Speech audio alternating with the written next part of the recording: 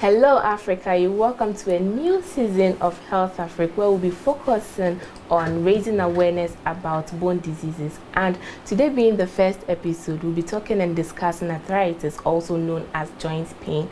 This discussion is brought to you by the Association of African Universities, and you can follow this discussion on our social media handles at Association of African Universities on Facebook and YouTube, and AAUTV_African Universities on Twitter. I am Isabella Teta Ahinakwa, your host.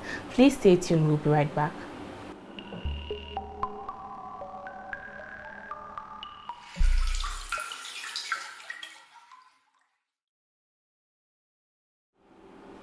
You're welcome back from the break. This is still HealthAfrik, your favorite health show on television today. And as I stated previously, today we are going to talk arthritis.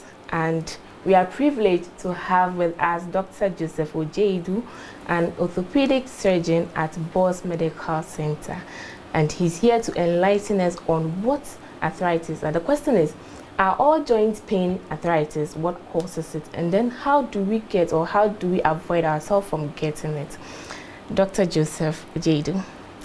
Thank you, Isabella. You're welcome to HealthAfrik. Thanks so much. Okay, Thanks for having me. I'd like you to tell us more about yourself and then what Boss Medical Center is. Right, thanks, Isabella.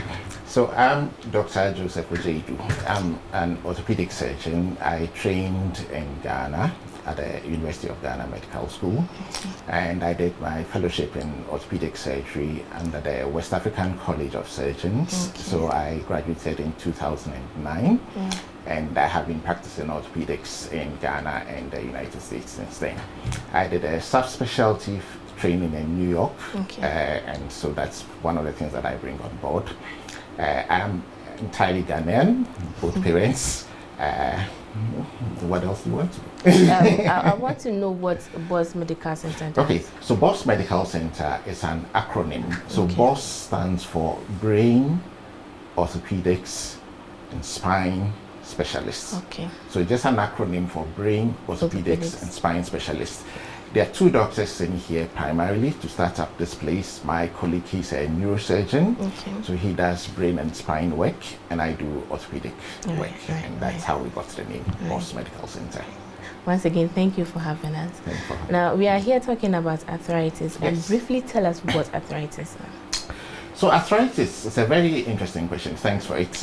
Arthritis is a very predominant condition, and quite a number of people do go around, yes, I have arthritis. Remember that almost 40% of people who go to hospital do have arthritis. Yes.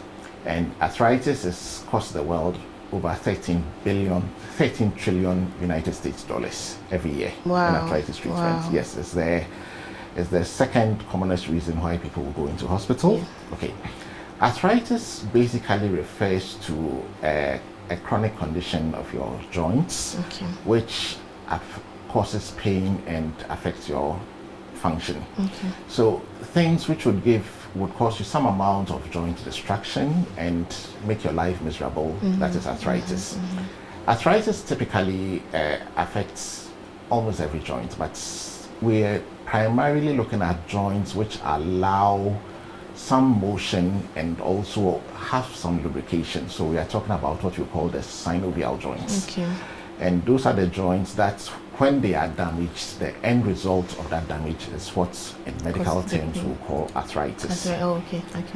Arthritis, the name arthritis or the word arthritis has gone through different changes. So in the past it was called arthrosis and arthritis. We're now using the term arthritis to signify that it is an inflammatory condition. Inflammation in medicine means pain, swelling, redness, heat, and loss of function. So these are the things that you find in a joint. It can affect one joint, it can affect several joints, and all of these will be described as arthritis. Yes. Well, you've been mentioning joint. I would like to know, how does the joint work? Right, so the joint is a specialized part of your body which links your musculoskeletal system or links your bones. Your joint is in this particular case is primarily designed to allow you to move without having pain. So if your musculoskeletal system or all your bones were one solid piece of bone, they wouldn't be able to move at all. Yeah.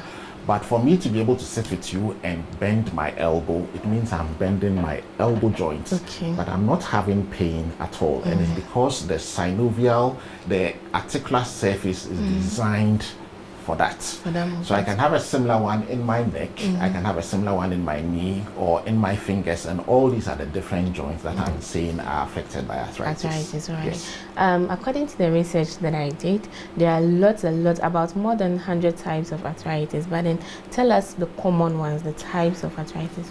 Another interesting question, because the bulk of the time we talk about arthritis, we're talking about osteoarthritis. So osteoarthritis. Some people would try to describe that as the wear and tear, but that forms about 85% of arthritis. Yes, it's just osteoarthritis. For me, to make life very practical, knowing that there are about 200 different types of arthritis, and sometimes it's not even worthwhile to find the difference, I would look at two types of arthritis. There is the osteoarthritis and the inflammatory arthritis. So most of the time we are working either as osteoarthritis or inflammatory arthritis. Osteoarthritis tends to come as you grow older because of the different insults and injuries that your joints has accumulated since you were born. Remember, cartilage is the substance that we are talking about, and hyaline cartilage, 90-95% of it is water. Wow. You have only about 3 or 4% of it which is protein, and you have very few cells. So it is very easy to cause damage to your joint. So the proteins that you were born with, they are not the same proteins that you are having when you are 10 years of age or when you are 20 years of age or 50 years of age, because you turn them over. And the net result between producing your articular cartilage or destroying it is what you call as arthritis. So yes, as people grow older, you find that the population, you would have a higher prevalence of arthritis. And because it creeps up on us, most of the time we tend to accept it as part of our life and think it is normal. So our village, in a village or in the communities, we would call it, ahututu or sasabro. And all these are things that we've sort of accepted, and if an elderly person has pain in the joints, it's like, it's part of the growing process. So we think it's old age. The fact is that is the endemic osteoarthritis that comes as you grow older. But we are saying that osteoarthritis is because of damage to your cartilage. So if you were in a road accident today and you have a fracture into your knee joint, and we are saying that your joint is designed for you to move, and one piece of your bone is at that level and the other piece of bone is at that level and it is moving, then you understand that this hard piece of bone would scratch on the other part of your cartilage, and it takes you just hours to destroy that cartilage. When you come to hospital, we would say you have post-traumatic arthritis, but that is still osteoarthritis. If you have a knee infection, you have an infection, so you have a 10-year-old who has osteomyelitis and it breaks into your joint, the bacteria need to feed, and they're going to feed on your cartilage and destroy your cartilage. It takes just about 6 hours. That kid is going to have arthritis, and it is a post-infective arthritis. Okay, so all these are the different kinds of osteoarthritis, but they are not primary osteoarthritis. They are osteoarthritis because you've had some other events. This is different from people who have what we call the inflammatory arthritis. Inflammatory arthritis tends to affect several joints. And the easiest way to explain inflammatory arthritis is that a part of your body is fighting against another part of the body. So look at the country Ghana as your body. The Ghana has citizens, and the citizens are protected by the police and the soldiers and the border guards. Now, the role of all these police and soldiers is to prevent people from coming out from outside the country to cause confusion, or also to prevent citizens who are armed robbers or pickpockets from causing confusion in the community. Yeah. But the soldiers and policemen, they have guns. And so if the soldiers and policemen get into a fight and they're firing their guns, an innocent civilian will be hit. Yeah. You're still hit, but it wasn't intended. Yeah. So in inflammatory arthritis, a part of your body is not recognized as part of your body. And your immune system, which normally fights infections, tries to destroy that part of the body. Okay. In this case, the predominant injury is on your joints, but you can have it in other parts of your body. Okay. It can happen in your eye, it can happen in your heart, it can happen in your skin. Okay, so inflammatory arthritis tends to come with problems which are outside the joints, even though they may present to the orthopedic surgeon or to the rheumatologist because of their joint pain, but they have problems in their kidney, or they have a nerve problem. Okay. And it is because of a part of the body fighting against the other. The real difference is that the inflammatory arthritis tends to have several joints. So osteoarthritis typically will come, one knee or two knees, or one hip, or back pain, or a shoulder. But inflammatory arthritis, every joint hurts. So you have it in your fingers, you have it in your back, in your shoulders, in your toes, in your knees, everywhere it's affected. Osteoarthritis tends to be more troublesome when you are using the joints. So the person with osteoarthritis would go walking around the market selling her goods. She'll come home and she is going to be very miserable and crying. Okay, but inflammatory arthritis, they wake up from bed and they are miserable. They have so much pain they can't get out of the bed. And it's actually when they move around that their pain gets better. Osteoarthritis tends to be older. Inflammatory arthritis usually are younger. It runs in the family, so you might find a mother had rheumatoid arthritis, the daughter has it. Yes.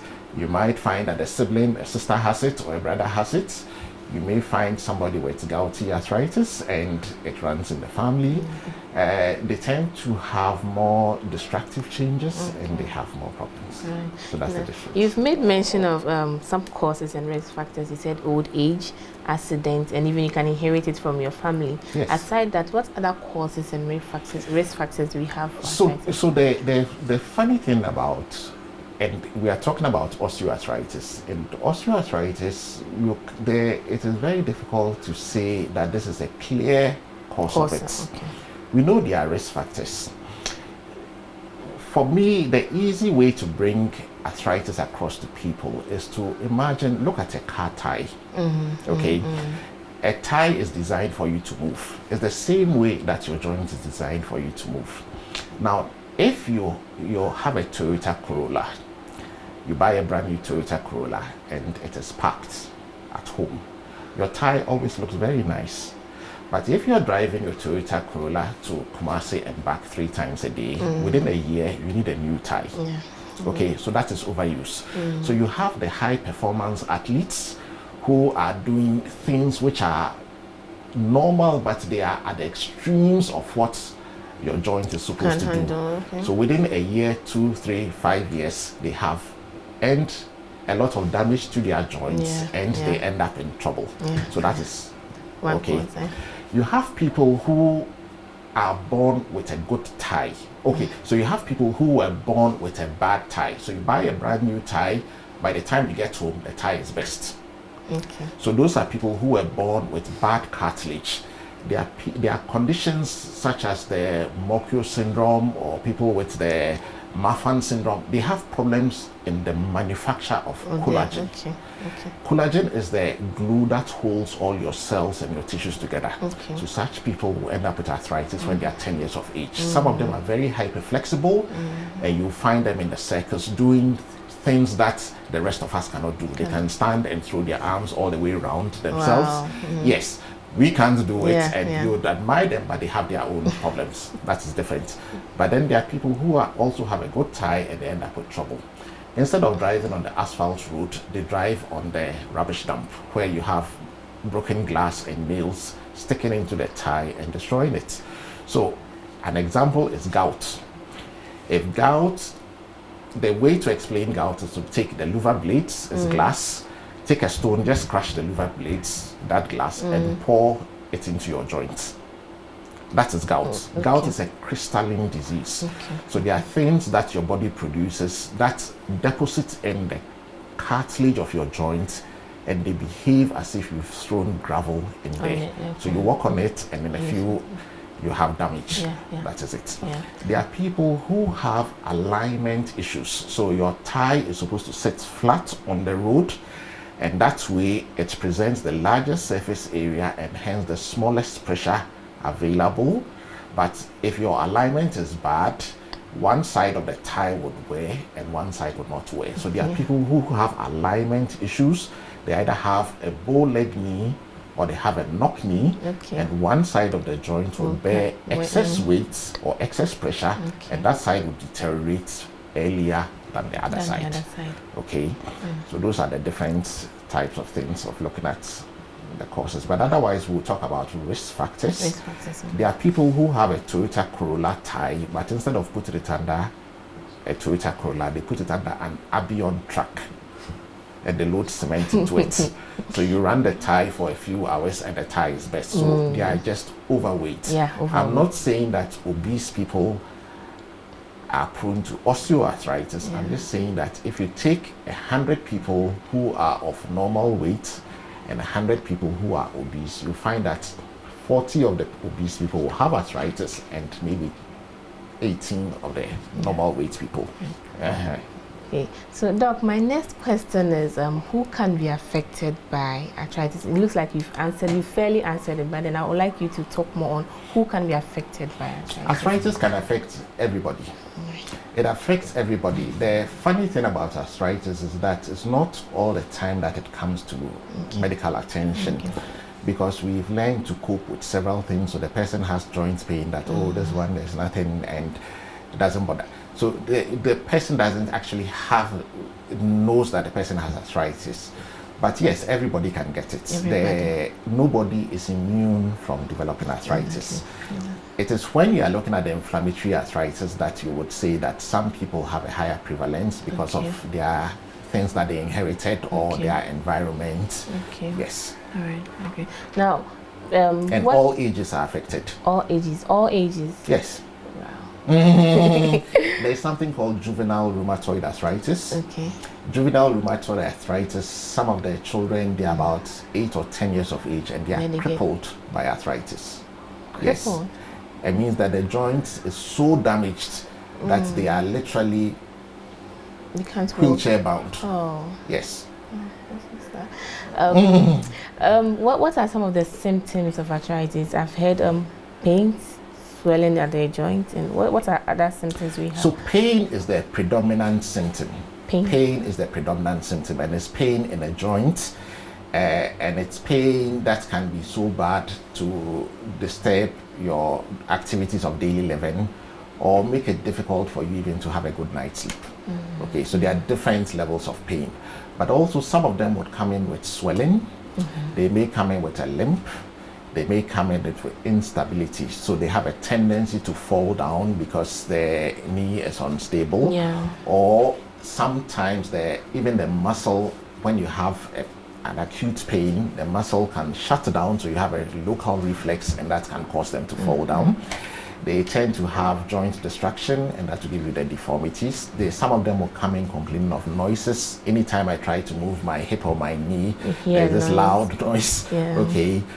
Yes, so some of them will come in with very simple things. It is difficult for me to get out of the car, or difficult to get off the toilet seat, or I can't put my socks on because you can't bend the hip. So those are the different things. Some of them are just nagging pain, or my back always hurts, but by and large it is pain. Before we go for the break, I would like to ask, are all joints being arthritis? No. So the joint has different structures in there. You have bone, you have cartilage, you have ligaments, you have tendon, you have muscle, you have subcutaneous tissue, you have skin, you have nerves, you have blood vessel.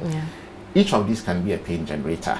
So a classic example, students read a lot. You sit at the table and hold your head, and you develop a painful lump around your elbow joint, it is not arthritis. Okay. It's more likely a bursa, an inflamed bursa. So that's called a student's elbow, and it's an olecranon bursa.